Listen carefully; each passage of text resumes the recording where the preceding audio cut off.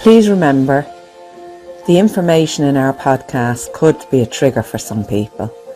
And if you or someone you know has been affected by sexual abuse, the Dublin Rape Crisis Centre 24-hour helpline is 1800 77 8888. Hello, I'm Joyce. I'm June. And I'm Paula. We're the Kavanagh sisters, and we'd like to welcome you to our series of Count Me In podcasts, where we continue to shine a light on childhood sexual abuse and its impacts.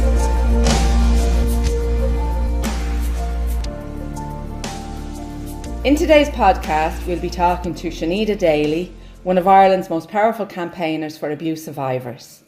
In 2011, her father received a 15-year sentence for rape and sexual assault. Harry Daly of Lizzie Casey, County Clare, signed each of his 227 guilty pleas. He was a former prison warden and eventually he got 5 years suspended. Shaneda is a founder of Survivor Side by Side, a support group for other survivors where they're safe to speak openly and reach out for help when needed.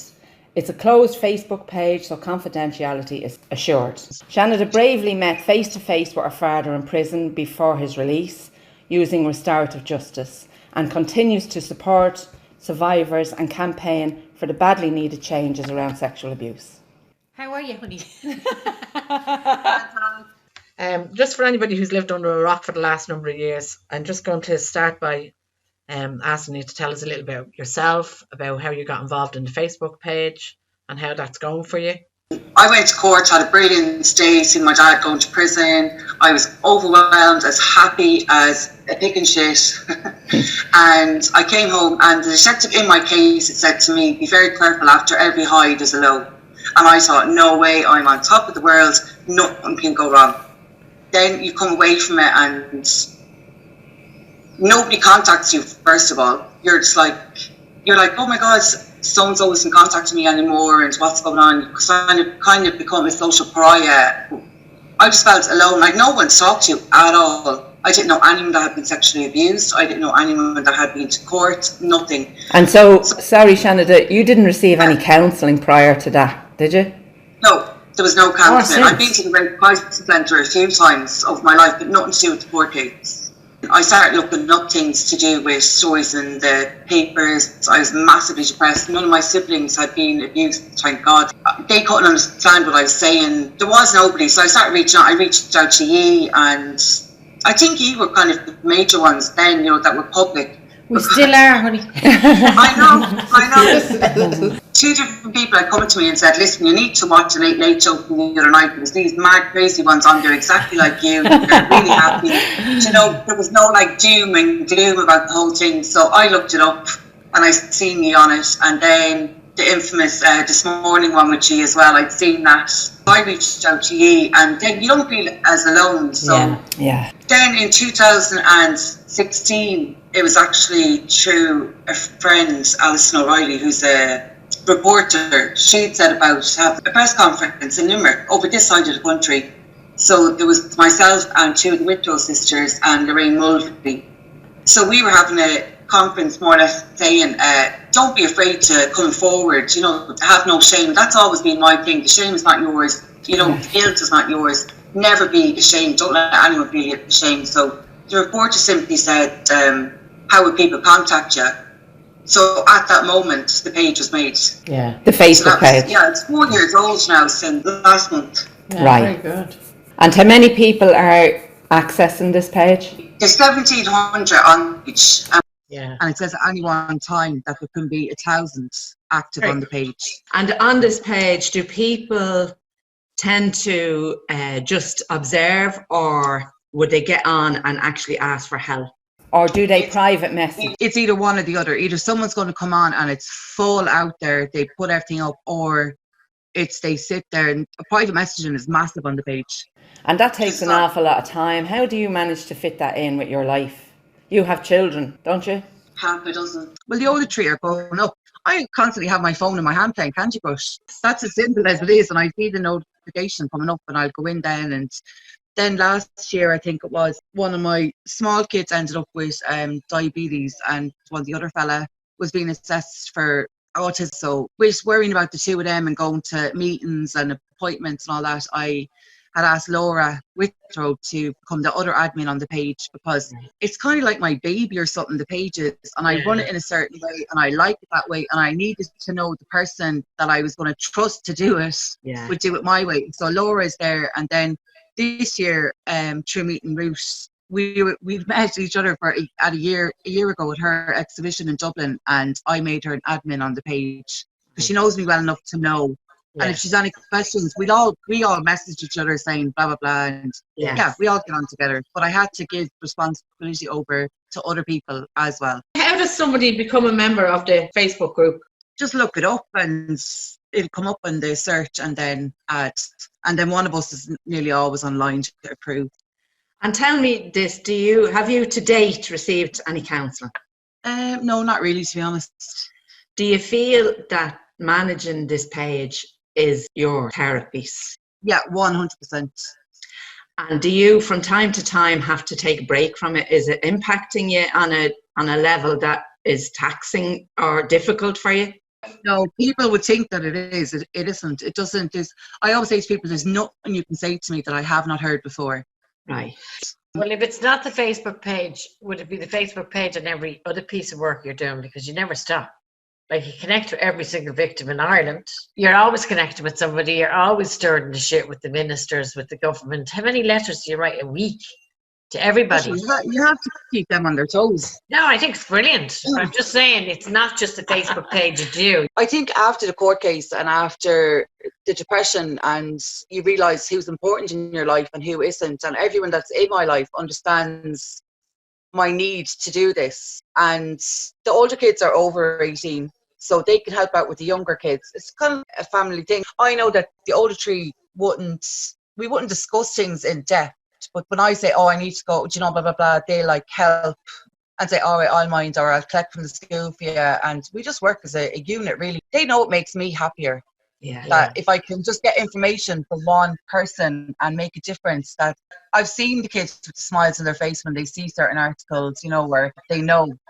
So they're proud of you, and at least you have a good support system there. Yeah. But when I first came out, Shannon, the difference in your case to our case, for instance, is when you first brought your father to court and all that, you had your mother, who you always felt was culpable in this, and that has to be very difficult for you. We didn't have that. Yeah. So tell me what that was like for you. I noticed this year I'm thinking a lot about, it's probably just because my little girl's 10 now, like, she's the youngest girl I have, but that she's so stuck to me all the time, and she wants to be doing everything I'm doing. And I was just thinking, about my mum, that all the little stuff I do now, like knitting and crocheting and all that crack, I do all these things to keep my mind busy and keep it active. So I was realising that I learned a lot of these from watching my mum and stuff, but like I'd sit down with my little girl and I'd go through it, showing her how to do stuff. Whereas my mother I could never push in, but I didn't realise it as a child. But after the whole court case, I think it was more that my kids were cut out than me to begin with. I think I was used to being hurt, and I didn't like my children being hurt. So that bothered me way more. But then, the questions go through your head where family and stuff didn't believe that she was still going to see him and stuff. And then that was proved, and that was another issue then. And then she spoke to a journalist and said I should just get over it. My dad was sorry for what he'd done. And that just ripped my heart that night. But I needed that. And that was just before the page was set up. And it was like, I needed her to say it out publicly. Yeah. So, do you know the way you feel like you're the only crazy in the village? I needed everyone else to realise I wasn't. Shaneda, what do you actually think helped you through from the moment it came out that you made a statement to now how well you're doing, and you didn't get counselling or therapy? So what do you think helped you? Because you're way down the road, and we talk about this a lot, about how you have moved and how you're constantly moving. What helped you do that? I think realising there was other people out there that had been through the exact same thing, and realising that the mother situation was very common, of mothers staying with the abusers after their children have come forward. And also, I used to be part of this secret group on Facebook. There was like 97 people on it, and I think there was only 2 of us out of the 97 that had our court case, and everyone else had been told no. And I was so outraged by it. It just started me on a rampage of finding out why people weren't getting to court. I remember, I think it was 2 years ago, I was doing a radio interview, and as you know, I'm pure straightforward. I don't really care what I'm saying. And your man had said, is there anything you don't want to talk about? And I said, no, you're grand. He can ask me anything he wants. And your man asked me, so can you tell me what your story is? And I kind of went, yeah, I was sexually abused by my father. He went to prison in 2011 and he's still there. And it was that moment I realised I didn't want to talk about my dad anymore. I'd actually started a petition to the Minister for Justice, is what the interview was about. And I realised that I could do other stuff besides talking about my dad, that he wasn't the factor in my life anymore. Yeah, which is great. It's a growth, but like there's so much personal growth going on. Would you be able to put your finger on what helped you do that? Or something you could recommend for others to do? If you feel that something worked or benefited you, is there something you could say to others? I think the depression was a massive thing. I went so low. Like, I remember sitting in my bedroom with my eldest daughter and my sister explaining about my funeral and how important it was that it was invitation only, that nobody was allowed to come in and look at me in my coffin, and all this. And the 2 of them sitting there, and I was deadly serious, like as if I was ordering food. And they were kind of looking at me. And then, I don't know what it was, I said, I can't keep on going on like this, like not washing, not changing my clothes, not leaving the house, having no interest in life, getting up, looking at the clock, going, oh my God, I have to stay up for another 10 hours. And I just stuck in the headphones and went for a walk around the block for 10 minutes. And then it ends up being an hour, and the music was getting happier and happier as I was going along. So then when my son started at play school, I started walking over to McDonald's every morning to get a coffee, and that was my routine. And I grabbed the paper, it was on the counter, it was free, and I go through it. And I realised then that the people that weren't there when I was sad weren't welcome to be there when I was happy. And concentrate totally on yourself. So I hate myself, and I used to always say I was only living for my kids. And then suddenly one day I said, oh my God, I'm actually enjoying life. But yeah, I think you have to go into yourself and realise what is destroying you. So, Shaneda, you, as you said, you deal with the Facebook page, and you have lots and lots of people on there looking for help. What would you say are the main issues coming up on the page? The first ones is when people have made statements that they actually don't know what's going to happen after the statement. Yeah, they don't know how long. The other common thing is people being rejected by family once they've spoken out and been called a liar. 9 out of 10 people are writing about that. Right. And even if people do believe them that they can't talk to them, I don't think I'd ever sit down and have a conversation that way with them. I'd only talk to another abuse victim. Yeah. That's the only way I'd feel comfortable.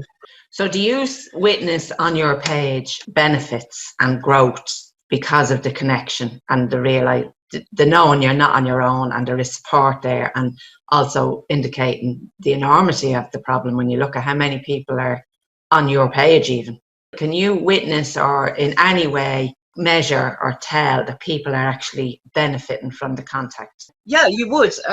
It's like I could be talking to people for 2 or 3 years, and then the court case comes up, and then you're constantly following them. Yeah. And then people could be sitting on the page for a year saying nothing, and then suddenly they get the strength to come forward, with their own little story, or another story resonates with them. Like, I remember when I was reading your first book, right. I was like, oh my God, they're in my head. The exact same stories, the way you think about them, everything was the same. And that's what a lot of the stories you're looking at and going, oh my God. And then I know that this person is going to hit a dip, but you can see it all coming. Yeah, because we're more alike, aren't we? Although all of the experiences are different, they're all unique, but there's an awful lot of similarities in how we feel about it. I'd say that goes for lots of victims, but I'd imagine the rejected by family must be, like, we don't know that one. I know, and the mother. And it has to be gigantic. Yeah. Because although in saying that, we did lose our entire extended family. Yeah. So we know somebody that was rejected by the family. Can you see, say, how your family reacted? Can you see that differently now? Can you see that their experience might have been a different experience than yours? Yeah, you see, I totally get it. It's like depression. You know, you can't understand depression unless you've had it yourself. And I can only imagine what a burden depression is on the other person that doesn't have it. So likewise, like my siblings weren't sexually abused, but I know they went through an awful lot of trauma, having to read stuff and see stuff and acknowledge that their father done this to their sister. Yeah. So I can't imagine that it is easy for somebody else, and it is way easier to see the person and go, oh, I don't know what to say to them. And it's easier, it's an Irish thing, just avoid rather than talk. Yeah. It is. It's absolutely Culture. It's one of those crimes where the entire family pay the cost, whether the family member is the victim or the perpetrator. The shame is spread out evenly between the entire family for the rest of their lives. The restorative justice that you took part in, can you explain to me, one, why did you even think of going down that road? And two, what was the process for you? What was it like for you? Well, first of all, it was in the middle of my depression. I decided that I wanted to see my father. I rang the prison, asked him to go on his visiting card. And they were saying, oh, I'd have to do it to him. And I said, well, I don't think he's really talking to me because I put him in prison. And then the prison officer was like, oh. So this woman rang me back and she was asking me about the restorative justice. I've never heard of it. So I said, yeah, I'll do that. So my depression was so bad, I didn't kind of really deal with it for a year and a half. And then I rang them back and we started talking, and then she arranged to meet me in Dublin. So I went to meet her, and she explained the whole process, and my father would have to agree with it. That she was like, what is it you'd want to say? And then I got outraged that, so you telling me he'd have to know what I'm going to ask him? And she was like, yeah. And I was livid. But then it made sense to me, like, that if I went in asking him something that he wasn't prepared to tell me, and then I to walk away with still not knowing. So yeah, I'd listen to her. So we met like 4 or 5 times. I'd either go to Dublin or they'd come up here to County Clare, and I'd get letters saying I'd been for counselling. They want to know that you're mentally able. I think that's why they meet so many times. So Joyce had told me a million times, you know, to put it all out there on the table, you know, vomit up your feelings, basically. Leave it on the table for them. So that stuck in my head. You know, things going to die down. And then I realised, you know, it was 2018, he was getting out. So it was kind of fast-tracked a bit more with me meeting them, and then the date was set. And would you recommend it? Do you know what? I some days it's like Anthony. Some days I say yes, and some days I say no, because I feel it made me better. You know, facing him and knowing that he didn't have the grooming control anymore. There was no more feelings there. But then some of the stuff that he said to me, I feel, was he trying to mess up my head a little bit more? Do you know, when I came out, like, one of the things absolutely upset me so much, and then I was like, oh my God, he's still a fucking dickhead. You know, he only said that to mess up my head more. So yeah. So, yeah, that's a bit like our father, that it somehow makes it a bit worse that he's so calculating. He actually worked out your personality, and he honed his grooming to match what he knew would work with your personality. Yeah. And it actually makes the whole grooming more insidious. Yeah, absolutely. It's sickening to think, because up to then, particularly if it's your father, I think you like to give them a little bit of leeway. How long did you say the whole process took from the first time you contacted the restorative practice to the time you actually got your dad? 15 months. But you said it was speeded up slightly because of his release date? Yeah, kind of at the end, I'd taken a break, because when I was at home, I was saying, I don't know if I can do this. I don't know if I want to see him, but I never told them that. And then I'd say, oh, I am going to see him. And then it was, no, I'm definitely not going to see him. And then I said to my cousin in the September, October, I said to her, I don't know if I can do this. And she said, listen, one of two things is going to happen. Come up here, you'll go and see him, and you'll either have a heart attack and faint, or you'll come up and you'll go in and do it. So just come up and decide on the day. And that's what I done. They met me at the train station, we had a coffee, and then we just walked over to Arbor Hill. Yeah, that's good. And it was in a normal, like, conference room, and yeah. That's very good. That level of support. Yeah. You know. So what would you Oh, yeah, say they was were the amazing. best thing that came out of that for you? Freedom of knowing I didn't care about him anymore. Like, even when he went into prison, I was like, oh my God, my poor dad having to walk down the corridors and everyone looking at him. Do you know, and then you're like, why am I feeling sorry for him? Yeah. But that was totally gone. Yeah. And he's out now, isn't he? Yeah. And how do you feel about that? Well, do you know what? I was pissed off and upset because he told me at that meeting that he was staying in the Dublin area, and then to find out that he's living in the west of Ireland, I was pissed off over that. But I have to say the guards and the probation services have been brilliant with me. He's the Detective Chief Superintendent, Declan Daly, and he's in charge of the Garda National Protective Services Bureau. He drove to Shannon to meet me and assure me that my father was being monitored, that I just thought, you know, oh, he's living near a creche, he's just allowed to do what he wants. But no, they've been brilliant, and they reassure me that he is being watched and monitored. Did you initiate that contact? Did they reach out to you? I can't remember. Twitter's a wonderful world, I have to say, when something's annoying you. But no, I think I'd already had a meeting arranged with Declan Daly. But you're very proactive. For an average person, what would you suggest? If they don't know who to contact, they can contact the page, because there's a number of people on there that know who to contact, and we definitely know, and we will give out the numbers. That detective, he is amazing. He's offered us 2 meetings a year. We go and tell him, you know, from victims' point of views, how it is with the guards. He's the one in charge of training them. So you said the main issues, the common issues on your page was not knowing about where the statement goes, and people rejected by the family. Is there anything else that you would say, you know, could? Do you know what? It was something that came up on the page there a couple of weeks ago, and it's something that resonates with me. And it was a man that had written in saying that he actually thinks that he's like asexual, that he's no interest in sex. And I'm always telling everyone I'm asexual. Do you know? Yeah. Even though and they presume then because I have 6 kids that, oh, I must be, do you know, but I absolutely have no interest in sex. I never have. I can't imagine that I ever will. And then I'd be wondering, was I just born this way, or was I made this way? But I got what he was saying, and he was saying that obviously he's married and his wife wants to have sex, but he doesn't. And, you know, he was stuck in that conundrum of what does he do? Whereas I'm just like that. And was he abused? Yeah. Right. Yeah. Do you consider that your abuse has caused that outcome? Yeah. I've often joked, you know, I'm the only person in Ireland that didn't become promiscuous after being abused. Do you know, like everyone else I meet, there's the promiscuous part of it. They've said with everybody, or like that they're really into it, like, and I'm just like, no interest. Yeah. Well, and then I be thinking sometimes, have I lost out? And I'm like, no. No, because both responses are valid and completely understandable. Yeah. Right, you know, I still would say there's definitely a connection between not wanting sex and being abused. Absolutely. I definitely think there's a connection. I wouldn't jump to the, you know, I'm asexual because I'm not interested.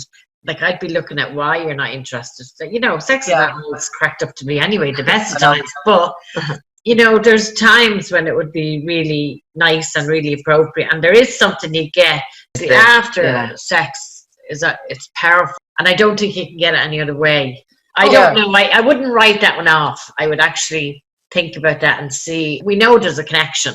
I think it'd be hard for anybody who's been abused to look at sex healthy. Yeah, in a normal, like what somebody who hasn't been abused would look at it. It's functional for most people who've been abused. Yeah, because if they're with somebody, it's a function that they feel they could have to carry out. It's absolutely loaded with triggers. And unless you go through every one of them, which most people don't want to do, they don't want to go near it, it would make sense that you would become asexual. It's a great way of not dealing with it. Last year, one of my kids, she was on the phone to me and she said, I learned that I'm not very affectionate because of you. And I said, what do you mean because of me? Because you were never affectionate in front of us. You never kissed or hugged your partners in front of us.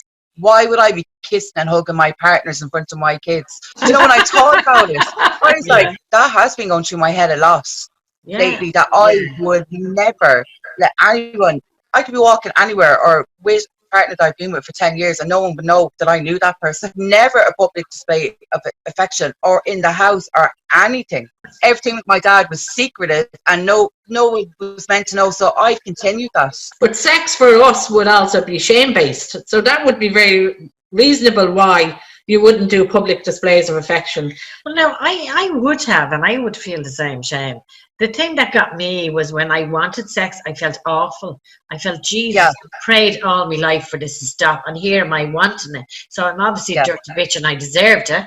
And then when I didn't want it, there's something fucking wrong with me, like, because everyone, you should want it. You know? I would absolutely say there is a huge connection with what you're explaining and the lack of anything. It's not just a connection, it's absolutely responsible. It is responsible for where it is a connection. and how you feel. And like you're saying, you have to delve deep. It's the same goes that even though you're not interested. But I'd like to be not interested because I'm not interested, not because it's been inflicted on me.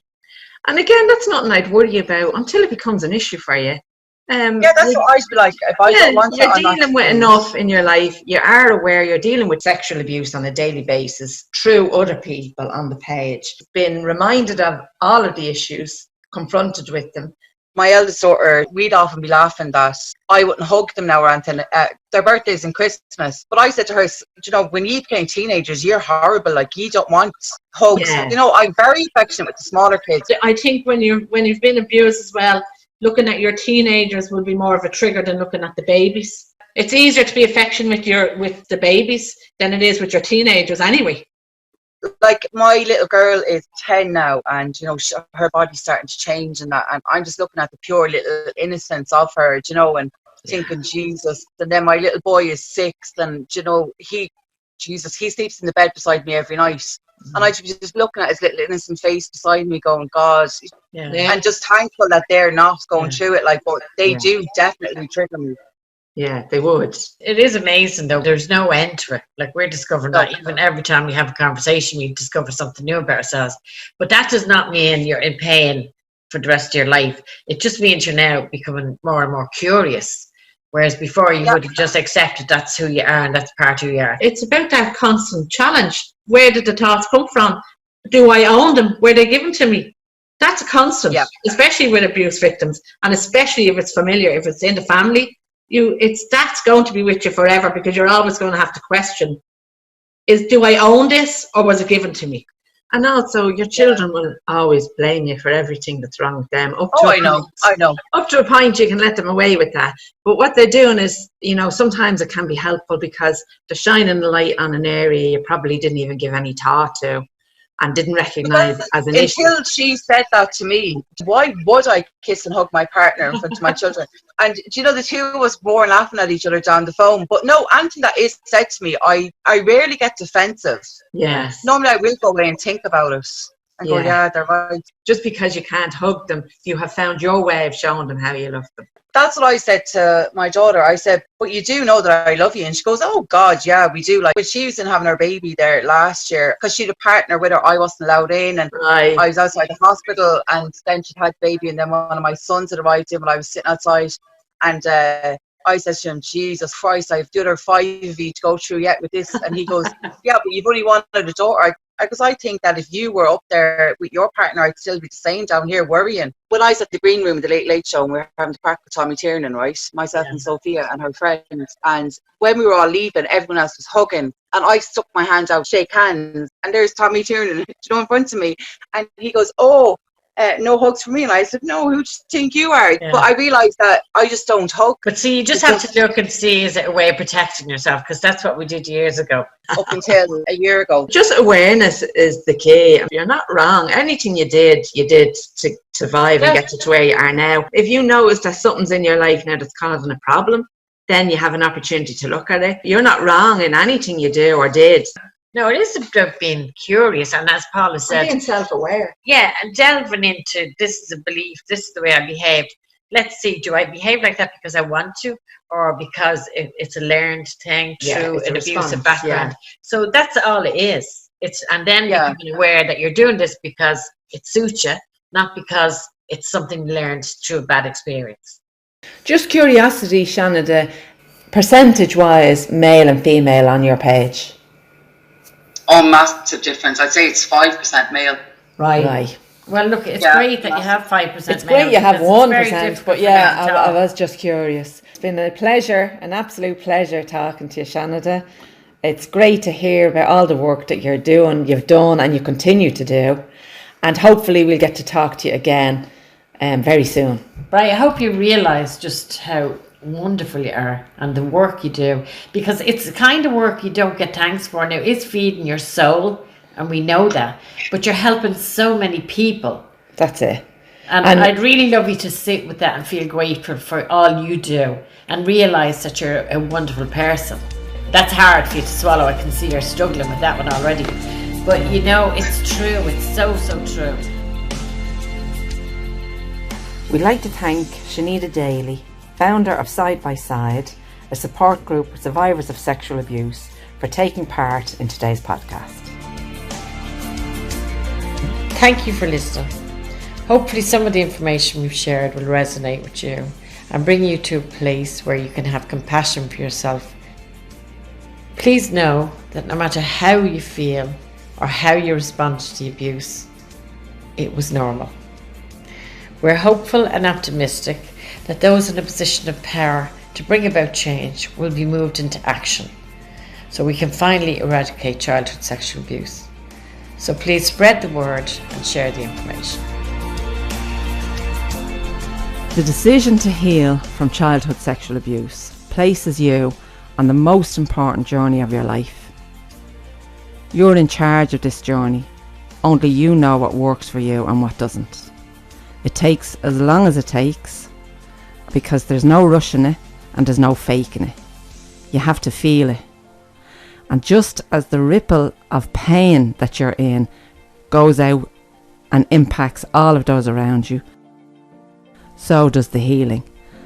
And the more you heal, the more everyone around you benefits from your healing.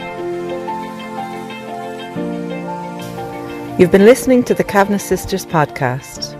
You can contact us through Facebook, Twitter and Instagram, or email the kavanaghsisters@gmail.com.